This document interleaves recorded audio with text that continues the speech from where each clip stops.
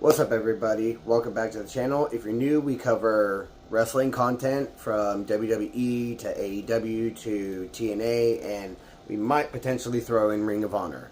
On this episode, we are covering the AEW pay-per-view Revolution that was on March 9th, so yesterday. We're going to start with the 4 matches that were on 0 Hour. For the pre-show, yes. Alright, so take it away. So we started off with Blake Christian and Lee Johnson versus Hologram and Commander. Hologram and Commander won. With luchadors, it was pretty good. Yes. Then we had Shane Taylor and the Infantry versus the Undisputed Kingdom and Daniel Garcia. That was a pretty good match. Majority of the match was just your standard back and forth 6-man tag match. Or 6-man or 8-man? It was an 8-man tag. 8-man tag match, excuse me. Yeah, most of it was just your standard back and forth. Near the end, though, Adam Cole was setting up for the Panama Sunrise, which is his move from the top rope, and Daniel Garcia tagged himself in and put, I don't remember who it was that was in, the legal man in the ring for the other team, but put that guy in a, kind of like a Boston Crab. Or if you want to call it something like a sharpshooter. Yeah, pretty much. Put him in a submission hold and just staring down at Cole. Adam Cole and Daniel Garcia are kind of just staring at each other because Cole was like, bro, I had this. Like, the fuck are you doing? Keep in mind... There we go. Sorry. Keep in mind, Garcia is the TNT champion, and Cole has already said that he wants to run back their title, or their match for the TNT title. So, you know, there's kind of some animosity, whatever. Even though they respect each other, which is why they teamed up, they, you know, that competition, that tension is there, you know. So they're just staring at each other. Then the Armory and like that side, they start trying to come in to break up the submission, but Kyle O'Reilly and Roderick Strong were, you know, taking them out. Adam Cole finally got off of the top rope, and, you know, they're like face to face. Adam Cole sees the last guy coming up. He gives him a super kick. And then they go back to staring at each other, and the one guy who's in the submission hold ends up tapping out. So, you know, Daniel Garcia and Undisputed Kingdom take that match. Pretty good match, you know. Like I said, kind of your standard back and forth, and then the highlight at the end of it. So, pretty good. It kind of helps push the rematch for the TNT title storyline, so I don't really see anything much more than, you know, them just pushing that specific part being a result of this match. After that, we had Jericho versus Gravity for the Ring of Honor World Championship, which ended up being a no contest because the match didn't even start. Yeah. Jericho, Big Bill, and the other dude, Brian Keith. Yeah. The bad apple Brian Keith. They immediately attacked Gravity with fucking bat. Yeah. That Jericho had with him. Tried to take off the mask. Ended up taking off the mask, which at that point, Bandino, jeez. Bandino came out there before the mask was ripped off. Oh, okay. He tried to assist, but the numbers game just kind of got the best of them both. So Bandino and Gravity got beat down by the learning tree. And at that point, once he removed the mask, Gravity's family came into the ring. Kind of, no, stop. And they're literally begging him to stop, just leave, whatever. And Jericho ends up kicking Bandino in the face, like, So you had Gravity on the ground, Bandino kind of in front of him, and then Gravity's family on either side of Bandino. And he just straight kicks Bandino in the face. Because Bandino's laying over Gravity Yeah. to protect him. Because, like we said, the mask got taken off, so to protect his luchador... identity and everything. Yeah. There was another word I was going to use. His luchador honor. There we go. Because with the whole luchador thing, once your mask is taken off and your face has been seen, you're no longer considered a luchador. So to protect his honor as a luchador, that's why they were so adamant to try to hide his face. What does that say about Rey Mysterio, though? Because his face has been seen after the mask was ripped off. He was also a fucking wrestled before even... I don't know. I don't know. All I know is, like, the origin with the whole luchador is to protect your identity, and when your mask gets taken off, it's considered a dishonor. Yeah. But, so... them trying to protect his honor as a luchador, you know... Jericho's a dickhead. Yes. In real life, too. Yeah. Anyways. Yeah. I'll let you take this next match. I need to grab the said vape. Okay, so for the very last match of 0 Hour, it was Mason Madden, Mansoor, and Johnny TV. So Johnny TV in the Eminem collection with his wife Taya Valkyrie versus Orange Cassidy, Mark Briscoe, and Big Boom AJ with his two boys. Excuse me, pardon me, excuse me. That match was pretty decent. Harley Cameron had to come out and take out Taya because she was getting involved like and interfering. Little Miss Mustard Head. Oh God, like, bro, if you was trying to go for fucking blonde, you highly missed the mark. You look like straight up mustard. Yeah, you might also hear my dog. She's Outside. She likes to bark, and she's outside right now So. in rainy, muddy Okay. backyard. We get it. She doesn't like being wet. She'll be fine. But, during that match, even one of Big Boom's sons got involved.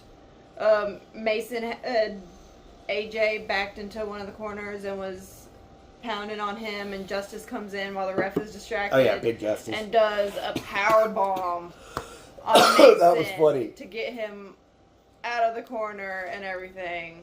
And, you know, proud dad moment. They kind of hug it out and, like, pandering to the crowd. And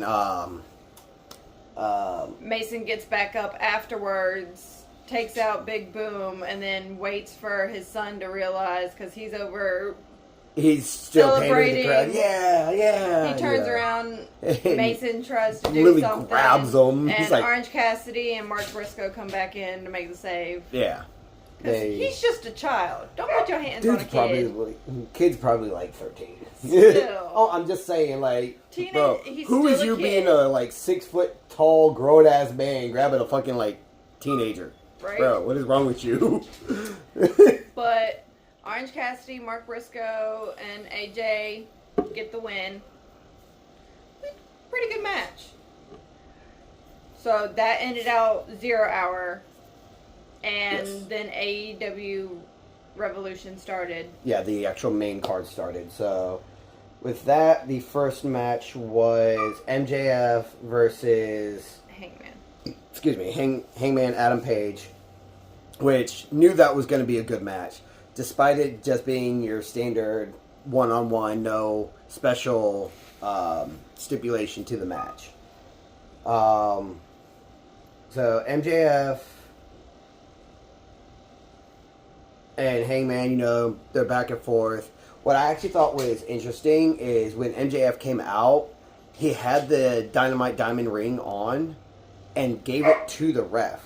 Normally, like, that's one of MJF's, like, signature cheat spots, you know? He'll hide it in his his trunks, yeah. So the fact that he actually gave it to the ref, like, that... Surprised us. That actually kind of surprised me.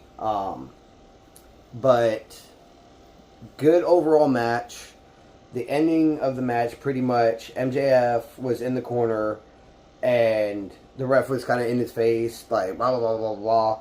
He grabs the ref, kind of like in a hostage-type situation, to keep Hangman from coming up and, like, clotheslining him. Fucking dog. Hangman is dazed in the middle of the ring, in a seating position, few minutes, like a minute or two after the whole corner spot. So you got Hangman, who's dazed, just kind of sitting up, but like on the ground, or on the ring, on the mat. Yes, thank you. MJF runs the ropes, and you think he's gonna do like a elbow or a drop kick or something. No, he literally just runs the ropes and just like thrusts him right in the face. And then, like, walks past them and kind of lean on the rope, and they show Hangman. He just... He looks so pissed off. He's just like... He was, like, confused and pissed. But that shit was funny as hell. Because it's like, run the ropes, run the ropes, run the ropes. You expect some move, and... jump to the face. The fuck?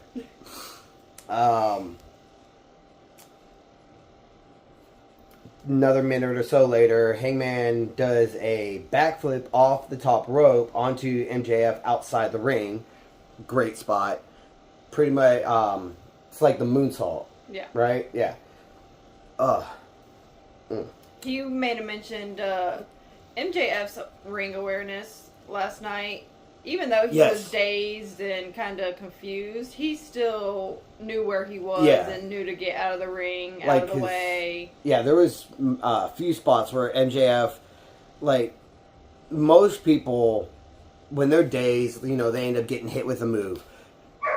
Hangman setting up for whether it was the, what's it called? The, Buckshot? Yeah, the buckshot lariat, or setting up for some kind of move, and MJF kind of stumbles around and it's like, nope, and like dodges out, you know? So the MJF's ring awareness is really like top notch. But now the actual closing moments for that match. Hangman does a moonsault off of the barricade, connecting with MJF, and immediately picks him up, like after they make the... After they make contact, he kind of flips over him and flips him up into a pile driver position. Which then MJF counters that and flips into his own. Walks over to a steel chair that's set up next to the barricade and just pile drives him onto that, to the steel chair. And then they end up getting back into the ring. MJF sets Hangman up for a pile driver through the ropes. Hangman reverses that and does a backwards pile driver. So we're not exactly sure what the name of that is actually called. So instead that's of why I put backwards, because he was on his back and he just kind of landed on his knees. Yeah. So instead of MJF being here, he was literally here on the back, and he just boom, like sit out pile driver. Hits the wing eagle and finishes MJ off with the buckshot lariat to get the win. Let you take the next one. The next one, it could have been better, but because of this individual being in it, it wasn't really. It was predictable. So it was Mercedes Moné versus Momo Watanabe for TBS Championship. Monet hit Momo with a moneymaker and transitions to a crossface and makes Momo tap out at the very end of the match. It wasn't much of anything, of just a lot of back and forth. Yeah, but no real big highlights. Because of the fact that she's 4 belts Monet, we figured she'd retain. I was hoping Momo would win. As much as we wanted Momo to win, she did not, and it was sad. Yeah. Next was the Swerve Strickland versus Ricochet for the #1 contendership for John Moxley's championship belt. The AEW championship. There was a lot of back and forth. Yes. One of the things was when they were outside of the ring, Prince Nana tried to tell Swerve to get back in the ring or he wasn't going to win that way. Right. And Swerve didn't realize who it was, so and he shoved Prince Nana, and Prince Nana walked out. Yeah, But- Prince Nana kind of got pissed off, walked the fuck out. Just pretty much, you know what, fuck you. But we see later on that Prince Nana comes back out and steals the robe back from Ricochet, and Swerve gets the win. Oh, speaking of the robe. So if you saw our last video that we put up yesterday, the speculation about what the alterations on the robe were, how there was a theory that it might have been transitioned into a dress for Samantha Irving, that way she makes her AEW. Yeah, no. All that was BS. No, It would have been a good angle, but So Ricochet just had put his logo insignia thing on the back of it. on the back and probably made it where it was more of a fit towards his body type and everything. Yeah. Unfortunately, that's all it was. Instead of, what I had read up on that would have been so much better. Just Yeah. saying. But back to the actual match at hand. So Prince Nana comes back out, grabs the robe. Which causes Ricochet to get distracted quite a bit, which Yeah. also causes the distraction for Swerve to take advantage, and he got the win. Yeah. It was a good match. I think in closing, Swerve hit Ricochet with 2 or 3 house call Yeah. shots, and that's how he ended up going ahead and getting the actual pin. Make sure he Yeah. stayed down. Yeah. And then he grabbed the robe and kind of got down on one knee and returned it To to Prince Nana. They Which- hug it out, Yeah. which, because Swerve is so beat up, he kind of falls down Yeah. while Nana's dancing around. And so that's how that match ended. Good match. It was a good match, yes. Um, We had Okada versus Brody King for the Continental Championship. it's so weird to see Continental Championship instead of Intercontinental. Yep. Growing up mainly on WWE, I keep wanting to say Intercontinental, Yep. but because, they can't have the same title names. The Continental Championship Yep. was on the line for this match. O'Connor counted... O'Connor? Okada. But... What is that, a Japanese version of...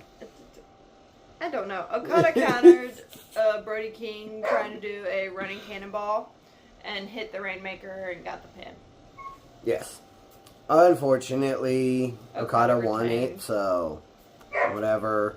I was really hoping Brody King would go ahead and get some gold around his belt, but unfortunately, no.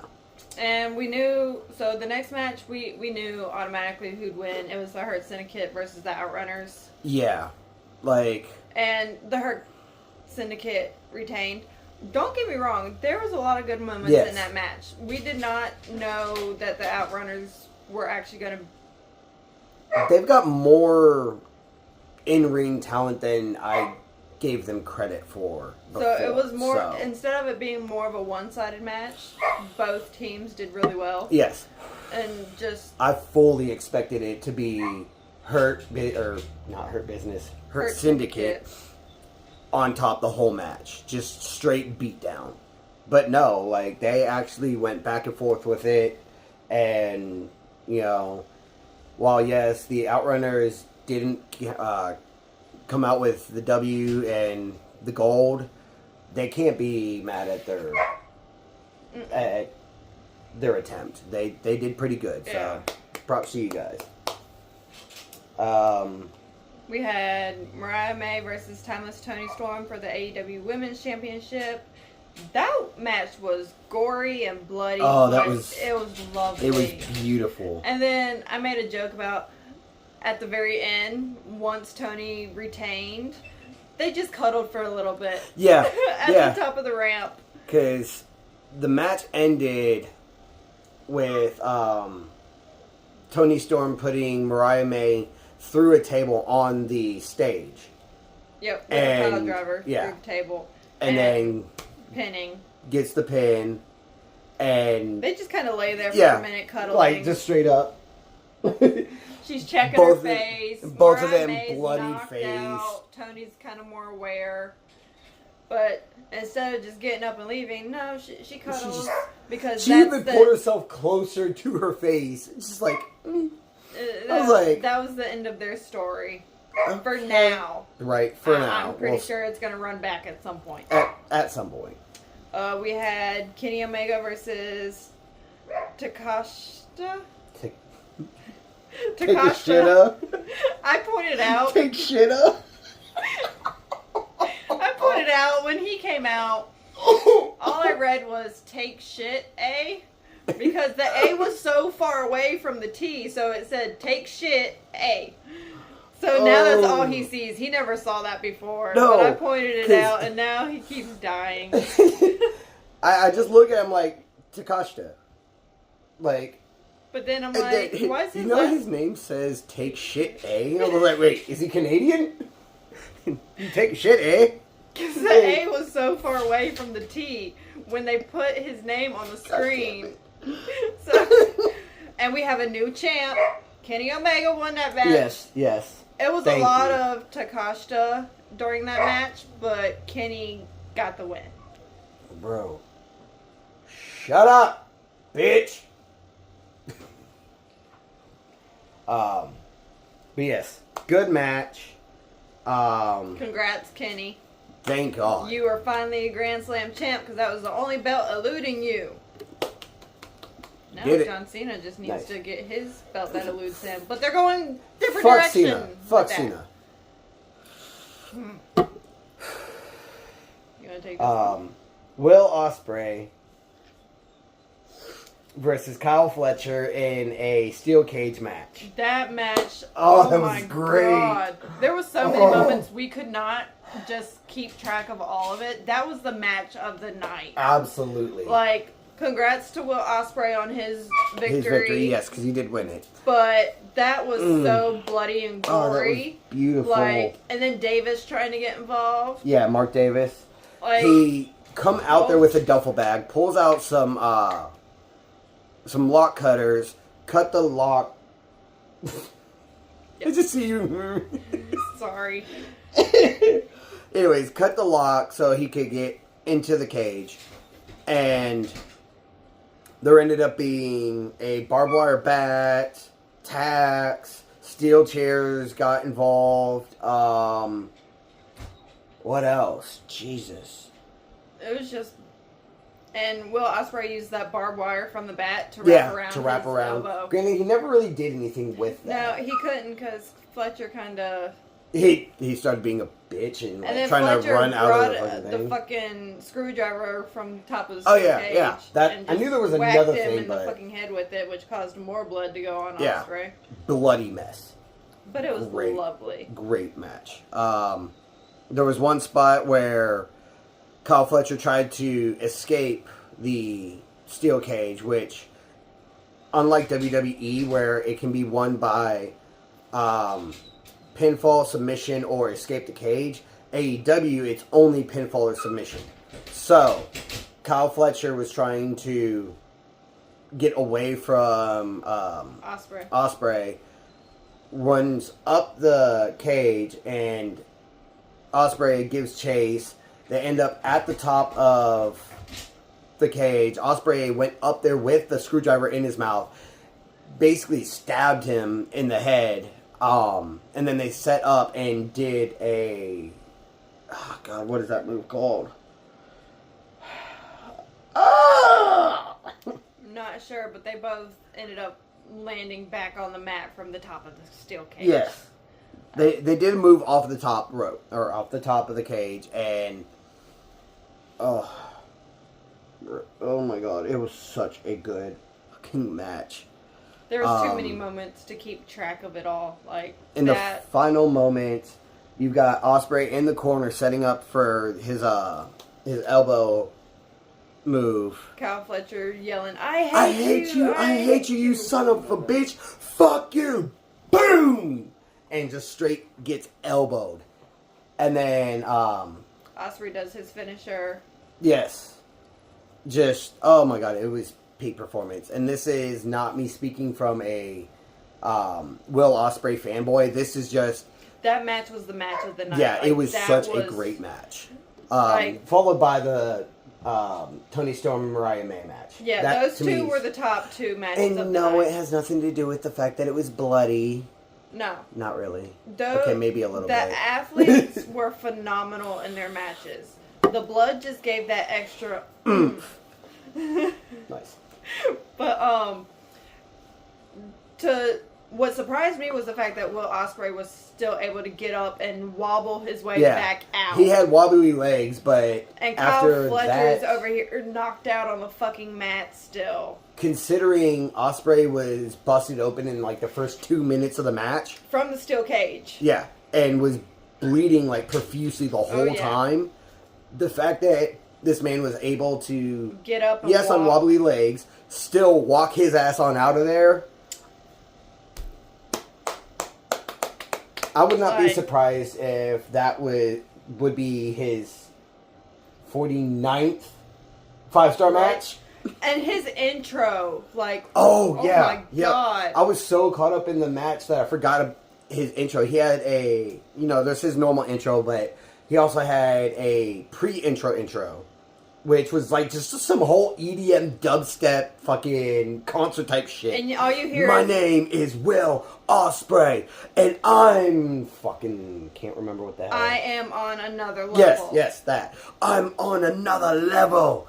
Another level. And that you another just hear his voice. level. And then it finally cuts like, to his main entrance. Like, Fire that from shit the- was awesome. From the moment of that to the moment of him walking out with the W. Fire. Absolute Like, that fire. shit was good. Ugh. Fantastic. And we ended out the night with Jon Moxley versus Rated R Adam Coke for the AEW Championship. Now, this is where it got me. The match started out fantastic. Yeah. Hold on. So, sorry to interrupt, but this match, I have to say, felt so slow and so subpar, especially considering the match right before that was the top match of the night. Yeah. You know, but prospectively speak, it was still a good match, don't get me wrong. Up until the end. ending. The end kind of pissed us both off. Yeah. But we'll get to that here in a second. But still, good match. A lot of showing between Cope and Moxley. both of them just back and forth, like straight just elbows, back and forth with each other. Yep. Go ahead with what you were saying. Sorry. I started getting carried away. You're fine. Wrestling! So, during that match, the ref gets taken out. Yuta comes out. We think he's going to hit Moxley because he's lined up in the corner, but instead he goes for Edge. And then he's kind of just putting his head back and kind of just shakes his head. He had that look of like he was disappointed in himself. For attacking Adam instead of John. Yep. Like, and Jay White comes out to try and make the save. He picks up the briefcase that Mox had brought in. Yes. But instead of hitting Wheeler Mox with it, because he went to hit Moxley. Oh, yeah, he went to hit Mox. And Moxley ducked, and Jay White inadvertently hit Cope. Which, can we mention just how loud that crap was? Oh my god. That shit was loud as fuck. So with that, Moxley tries to go for the pin. The ref makes it back in. He does the one, two. Because he's so out of it after hitting the concrete on the outside of the ring. Yeah. Oh, yeah, we forgot to mention that. Yeah. At one point, Moxley had torn up the outside floor mat, because he had, like, grabbed the camera and he was like, I'm going to finish this. I'm going to put him in a wheelchair. So he was really trying to take Cope out. Yep. So he exposed the concrete flooring And fast forward like a minute or so, the ref ended up getting knocked out of the ring and fell onto the concrete. So he's still dazed by the time he finally comes to, and he's counting that pin slow as shit. Yeah. In his 2 count, it should have technically been like a 7 count. Yep. But with that, Adam kicked out. They go back and forth a little bit, some more. There was another pin, and Christian Cage comes out. fucking bitch. He pulls the ref out, hits Cope with the clipboard that has the contract that he won for, kind of like AEW's equivalent to the Money in the Bank. Yep. So he finally signs the contract after hitting Cope with it. Cashes in. Yep, cashes it in. They fight a little bit, and then Moxley puts him in a sleeper hold, and that's how Moxley retains the fucking belt. In more detail, Christian speared Cope and went for the pin. Moxley broke up the pin, put him in the chokehold, and at one point, Christian put his hand, or was able to get his hand back onto Cope, who is knocked the fuck out. The ref started to count the pin. Moxley drags him over so he couldn't reach him anymore, and you just see Christian's hand. Like, that match started out so good, and then Christian Cage got involved, and it just went to shit. Yeah. Like, the minute that Christian's presence was known, it just went to fucking shit. Like, it was such a shit ending. So, in my opinion, Cope didn't lose that match because he wasn't the one pinned. Christian lost that. And he wasted his contract sign. Exactly. Like, dude. You did not choose the proper opportunity for that. No. You lost immediately. Yeah. So, John Moxley retained. Thanks, Christian, for giving us... fucking up a match. Yet another shit ending. So, as Moxley's leaving through the crowd to go to the back, he is met by Prince Nana.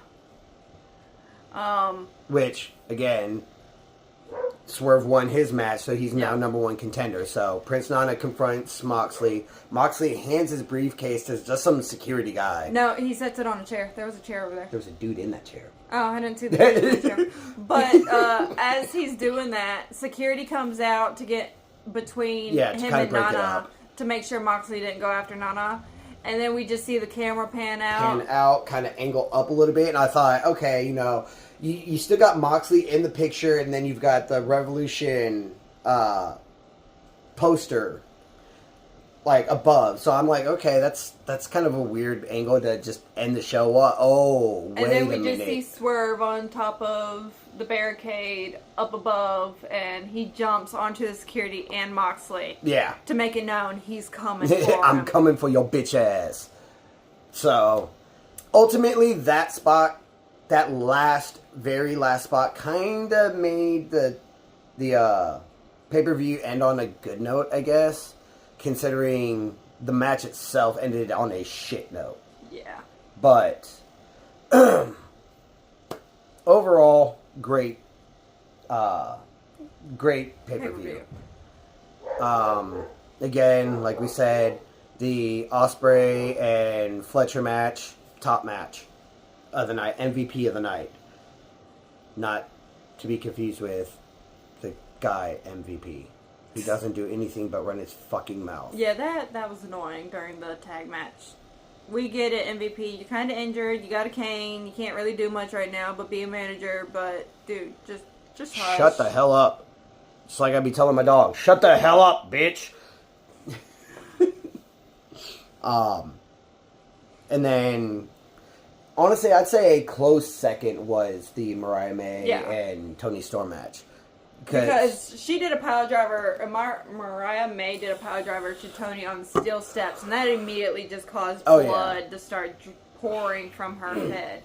So yeah, like I said though, it's not about the blood, gore, hardcore factor, even though that does kind of hold some weight to that.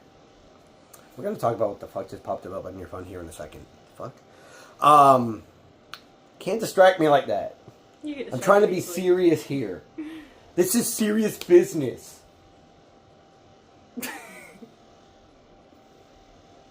But yeah, it's not really the hardcore factor. That does put a certain.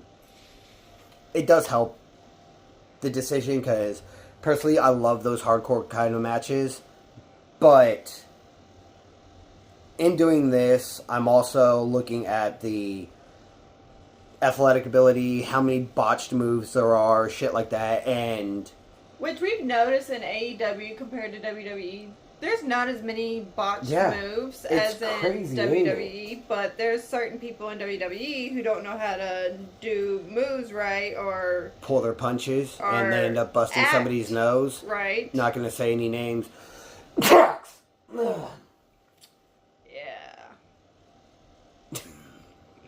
But back to the topic at hand.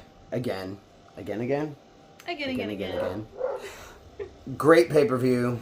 I'll give it an 8 out of 10. Actually, I would put that as a 9. Solely because the Ospreay and Fletcher match was so fire. Well, yes, but that helped carry a lot of that rating. Not gonna lie. But I'm also looking at all the matches in general, not just that one match. Well, no.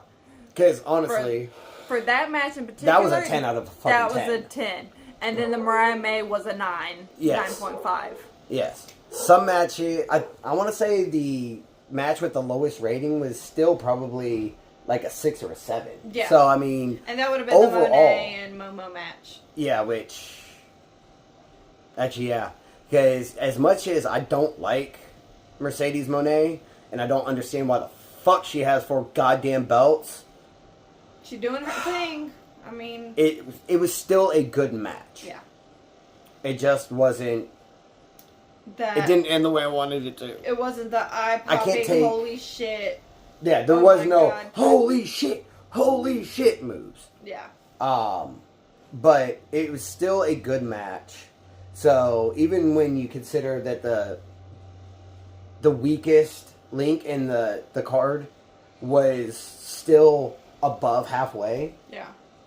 It was a great fucking pay-per-view. Yep. And like I said in the last video, AEW knows how to put on pay-per-views that leave you going, that's fucking wild. I'd watch that shit again. Yep. So, definitely great. On that note, that is our coverage on AEW Revolution. And we will see you guys again Friday for our TNA. I will actually take this piece, the intro and the outro to this, and I'll have this up probably in about an hour from when we finish recording this. As long as it actually doesn't take forever to fucking upload. Yep. Excuse me. But,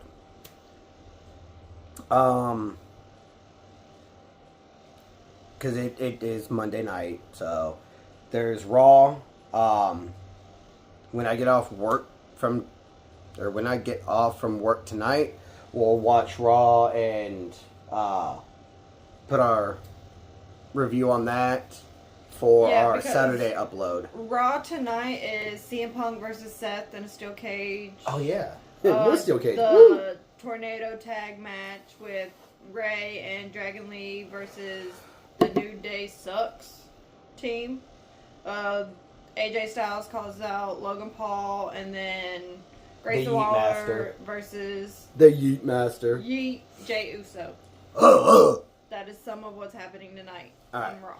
But we'll have that, but the next video that we actually put up after this one will be our TNA coverage on Friday night, and then we'll have our WWE on Saturday, AEW this coming Sunday. Is there a pay-per-view this weekend? I think Roadblock? Yep, Roadblock for NXT. Okay, so, and normally they do that on their actual Tuesday showing, so that one will probably just be with our WWE video on Saturday. Yep. Instead of separating that one. Because I believe it's on the 14th. It's on a Friday. But I'm going to double check. Okay. Anyways, So, yeah. We'll have our Friday with TNA. WWE will be Saturday. And AEW will be this Sunday, excuse me. I don't think there will be a video this coming Monday. So, next Monday. Oh, actually, Roadblock is Tuesday. So when Yeah. NXT airs, Yeah. that's when Roadblock is. So, yeah. Our coverage for Roadblock will just fill in that normal NXT spot for our Saturday upload.